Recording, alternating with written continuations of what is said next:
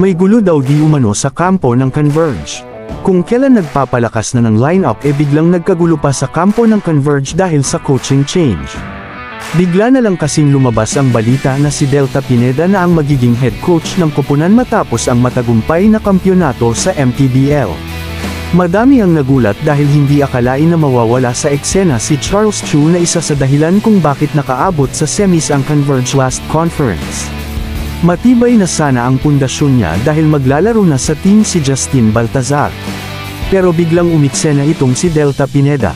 Mukhang nagbigay ata ito ng kondisyon na kapag hindi siya ang naging head coach ng koponan hindi na niya papayagan maglaro si Balti sa PBA. Kaya siguro napilitan ng management na ianggat siya sa head coaching position.